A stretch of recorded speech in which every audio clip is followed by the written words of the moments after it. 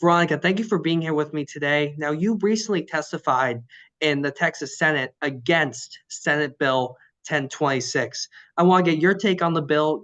What led you to testify against it? Sure. So SB 1026 would basically make it so that the Attorney General would have to prosecute any elections offense that a local district attorney's office did not prosecute within 6 months of getting the report. So this would essentially take away any discretion for a local district attorney to say that there wasn't enough evidence to prosecute a case or what have you, and that's why they chose not to pursue it, or just any discretion within the Attorney General's office itself on whether or not to pursue election fraud cases. So this would be hugely problematic in that it overly criminalizes the elections process, takes away discretion for prosecution from local DAs, and it even takes away discretion for prosecution from the Attorney General's office itself. If my understanding is correct, the Attorney General previously had this ability a couple years ago, and then the court decided that the Attorney General could not prosecute election cases. You don't feel as though the Attorney General should regain that control. So, first off, the Attorney General did lose the authority to prosecute elections cases in the Stevens decision, which was in 2021. I would argue that according to the Court of Criminal Appeals decision, the Attorney General never had the authority to prosecute election fraud cases because of a separation of powers concern. So it was an unconstitutional exercise of power even when he was exercising it. The Court of Criminal Appeals just made that clear that the Attorney General does not have the unilateral authority to prosecute election fraud cases, that is a power that local district attorneys have the power to exercise. And this bill is essentially trying to make an end run around that decision. It is giving the Attorney General not only the power to prosecute these election cases, but it compels the Attorney General to pursue these cases, which we think is hugely problematic for a number of reasons.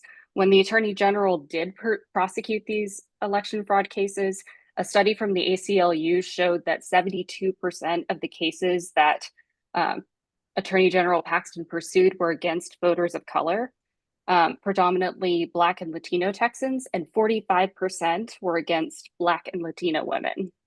Now, there's been a So lot of huge concerns about that. Oh, sorry. So huge concerns about that. there's been a lot of talk in this bill specifically about one word that's in it, the change from may to shall. I want to get your take on that name change. Is it impactful? Is it as impactful as some people make it out to be?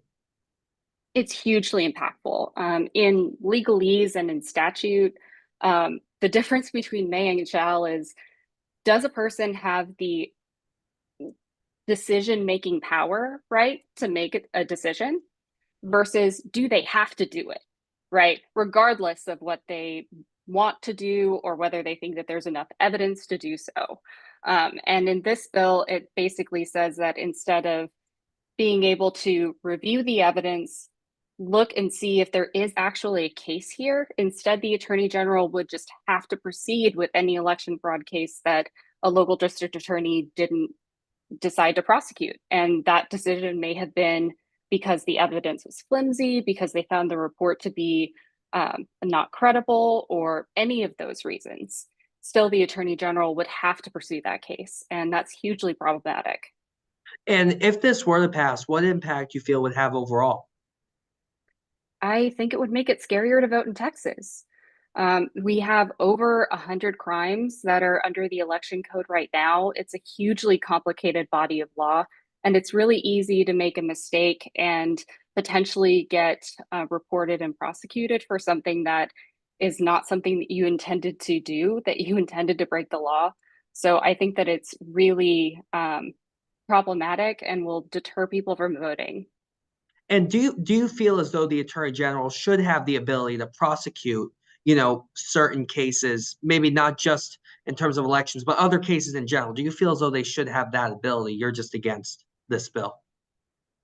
So I am against giving the Attorney General a compulsion to prosecute any offense, right? I don't think that it should be a I don't think that it should be the legislature's decision to force the attorney general to make to instigate a prosecution regardless of what the evidence is, right? I think that it should be a decision that the attorney general is allowed to make based on the evidence in front of it. I also unilaterally oppose this bill. And, just from your testimony, what was your, reaction to what you said? What were your thoughts on, just the overall atmosphere, and do you feel like your concerns were heard?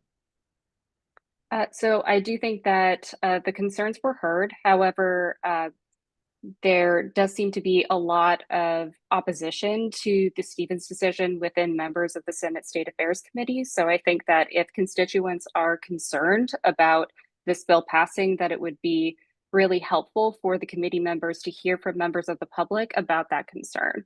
So I would encourage you to call your state senator, call your representative if you're concerned about this bill passing and becoming law. Is there anything else you'd like to tell our audience about Senate Bill 1026? Just that it is really problematic to give the attorney general this kind of power and compulsion to prosecute cases. And if you're concerned about that, then please call your state senator, call your representative, and in particular, please call Chairman Hughes, who is the author of the bill and the chairman of the committee that heard this bill.